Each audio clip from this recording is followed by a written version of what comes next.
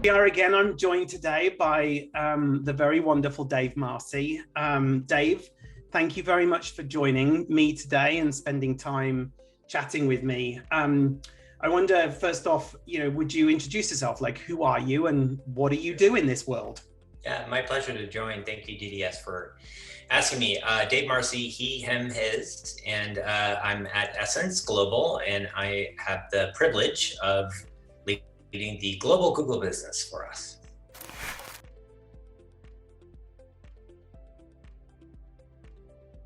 I guess you and I have been working together as in a coaching relationship for a year, maybe. Oh yeah, over a year, about a year and a half now. I wonder if you can think back to the moment that you decided that, working with me as your coach was a thing that you wanted to do, and, what led you to that decision? Yeah, I think it was a couple of things. I mean, I think I was ready for it, and I've had professional coaching experiences in the past, and I look back at those moments with fondness because I definitely learned and took things away. I was ready for the type of coaching that would be a major, kind of thrust into the next part of my career. The attraction that I had in working with you, DDS, is that you have, I think, a bigger picture understanding of work, to a certain extent, life, and the pressures that go in between. Right. The way that you approach coaching, the materials that support you in that makes sense. We've all been given different leadership principles of this and that and the other, and some feel more relevant than others. Some feel more markety than others. And the intersection between that work and life, but also you understanding how in our profession, those two things come into play without being a media planner, without being an account lead, without being a creative director, right? Mm-hmm. That was the sum that I think I didn't know I needed that when we started working together, but that is exactly what I got. Oh, thanks, Dave. Sure. One of the things that I think is important to note is, you are a seasoned professional. You have continue to be successful in your career, and one of the things that I really admire about you is that you recognize that you are not and may never be a finished product. This idea that I'm really taken by your thirst for growth and your thirst for learning. And so, without like revealing your deepest, darkest secrets, and I'm not encouraging you to break any confidentiality in our conversations, but I wonder what you would be open to sharing to the people that are kind of tuning in about what shifts you've noticed that have been most valuable to you through our work together. Yeah, it's a good question. I think, and I'm happy. I'm generally a pretty open book on these things. I think the things that helped me make a shift were just, it's funny, almost telling myself that I am good at my job. And what I mean by that is, in some of our sessions, you'll remember, I think there were moments where I was blowing off steam, if you will, complaining about things that I didn't think met the standards of what we should be doing. Mm-hmm. Or, moments of where, feeling I think almost the burden of the position. Mm-hmm. I always say I am 100% accountable, and I don't shirk that. And I will also often say that the client that I lead, and any major client, is far bigger than any one person, right? It's certainly far bigger than me. But you can't help but have a bit of the imposter syndrome at times. And so through the course of that, I think the shift that I made, because you would say every now and again, like, but Dave, that's your job. and I mean, I knew it was my job, but to hear it in that way, it gave me more perspective, right? It gave me both the confidence that, all right, well, if everyone's looking at me and I'm saying, why don't we do this? And everybody says, okay, let's do that. And I'm like, don't you want to pressure test my thinking? It's the respect, it's the career that I've built, and the standing that I continue to be in. So that was just affirmation that, well, it's a tough job, and the shift I made was embracing everything that goes with that. And I think it's human nature in some degree that when we're faced with tough moments, that you can't help but think like, all right, who's gonna like, wow, this is all on me. Yeah. Kind of like it's lonely. Yeah, it's lonely. I was resisting saying that it's lonely at the top. But I do think as you get more tenured and senior in your career, it does get lonely. It does. It does.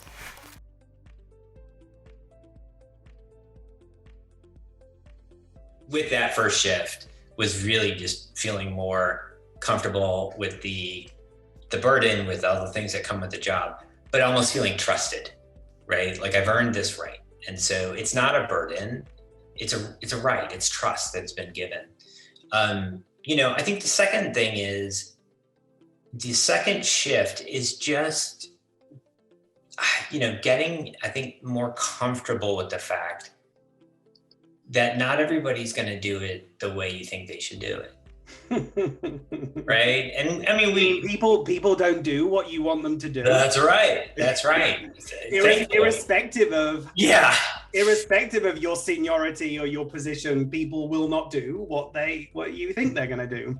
That's right. And oftentimes, thankfully, because it's not always the right call to make, right? And I think I still say this about myself. Like, I'm a pretty approachable, laid back person that demands levity and humor and just moments of, we'll get through this. It's not, end of the world. But still having extremely high standards for the work and the quality of myself and of the things that we put out to the client as essence. What I learned in saying, not everybody does it my way, or the way that I think it should be done, is that not everything has to be perfect. That, large operation, regardless of what entity or organization you're on or in this field of marketing, right? Any operation is not going to have the ability to have the highest of standards on every little aspect. My issue was I was focused on the sum of all of it.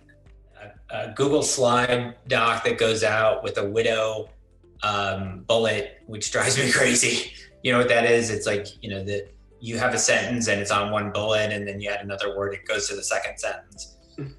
Just who cares? Right? In that ballpark, to like making sure that what we are going to commit to delivering can be delivered, and that we are making sure that the direction and intent and objectives and goals from the client are clear and concise, and that we know what they are and we play it back to them, right? That we should worry about. Yeah. I was getting too caught. The shift was know what's truly important. Yeah, thank you. I'm really appreciating your vulnerability and your openness, Dave, as I always have, actually. Talking of shift, there's two principles that underpin Soul Train's coaching process, and one of them is that shift happens through hard human kindness, i.e., I'm gonna be your friend, but I'm not gonna be the type of friend that tells you what you want to hear. I'm gonna be the type of friend that tells you that your label's sticking out. Yeah. And the other principle is that leadership is a behavior, not a title. That leadership has nothing to do with pay grade and has everything to do with the extent to which you have followers and whether those followers believe in you and believe in where it is that you're trying to take them. And I wonder if you have a perspective on how either or both of those principles have shown up in our work together. Yeah, I think, leadership as a behavior, it took a while to fully appreciate it. The big thing about our talent and our people, they just want to know that someone has their back. And that to me is a great, brilliant way to prove out leadership as a behavior. Mm-hmm. And the big, you get a note from someone, you get a ping or a text from someone that makes you feel like what you're doing is helping, especially, as we said, when it's lonely, when leadership at senior levels is lonely. It's just nice to know from someone other than a colleague, your boss, that you're doing a good job, right? And so having someone's back, to me, is a great goal and thing that we just need to do because that's right for our people. It's right as humans, right? It's the kind and decent thing. Thanks, Dave. Yeah. It's very simple. It's very simple. Like, just show up and, you see, be the person that you needed most. Just be that person kind of thing. Yeah. Just wrapping this up, Dave, and there might be some people out there that are watching this today who are thinking about engaging with a coach. I wonder whether you would have any top tips, any thoughts, any advice that you want to share that might help them think about how to consider working with a coach if they are considering it, like what they might want to think about. I think seeing that coaching and getting a coach and working with a coach is first of all, it's a good thing. It's a benefit. Yeah. It's the equivalent to asking for help, right? Show a sign of strength. I think sometimes coaching can get a bad name because sometimes when we have talent, that's struggling, we're too quick to say, send them for coaching. Send them for coaching. We've had these conversations before. Yeah.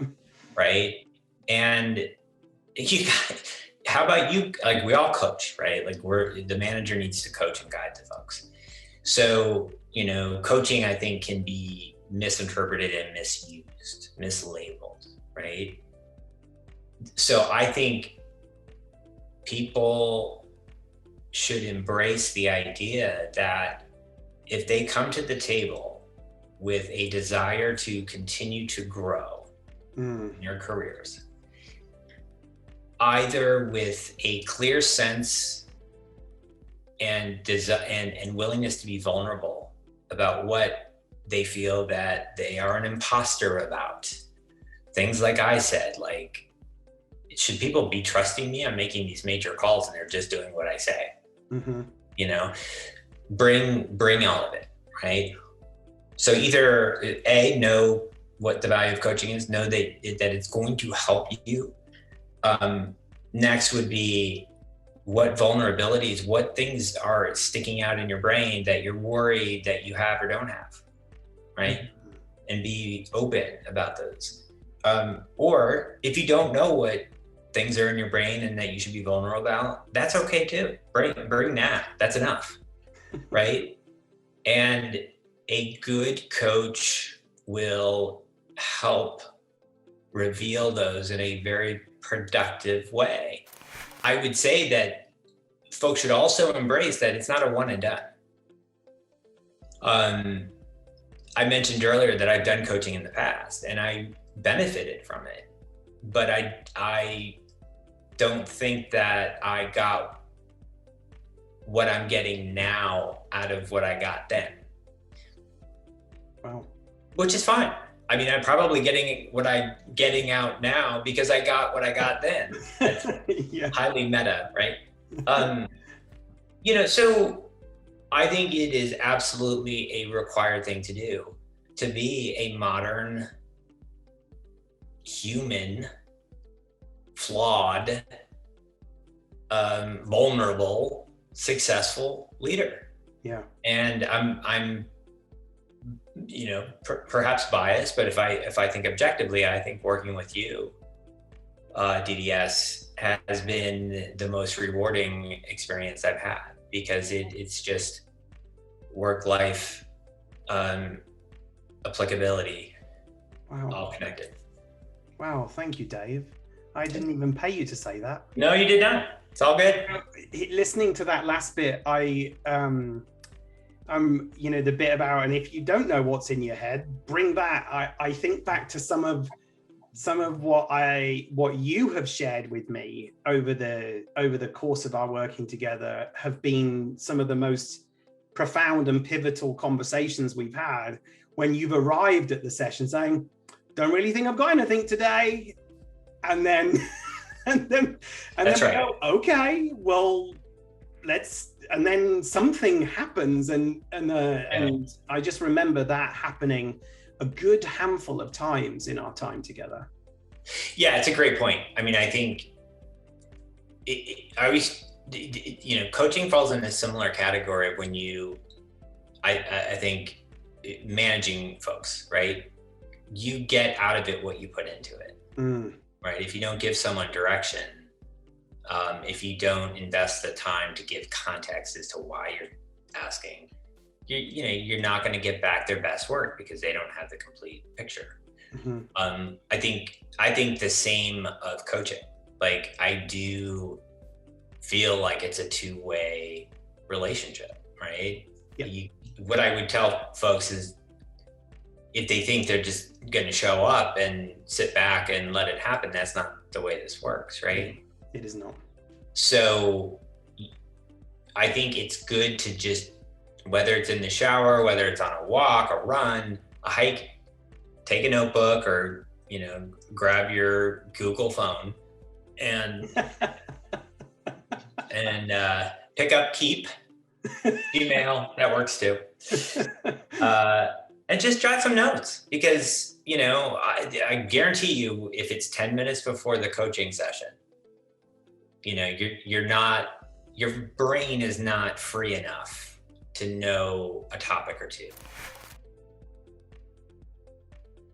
Well, Dave, thank you for spending this time with me. I always feel enlivened spending time with you. And I mean, it's got to be said, like, your wall organizer and your green jumper against that couch and those cushions and that art is just absolutely exquisite. Well, thank you. I mean, I've got all the pens that you need, mints, and that way is chaos. So we'll just keep that out of the picture. But you spent a year living in this small box, and who knows what else is happening outside of it, right? Absolutely. Yeah. Well, thanks for spending the time, Dave. I really appreciate our time together. Genuinely, my pleasure to do it. Happy to talk. Awesome. Thanks.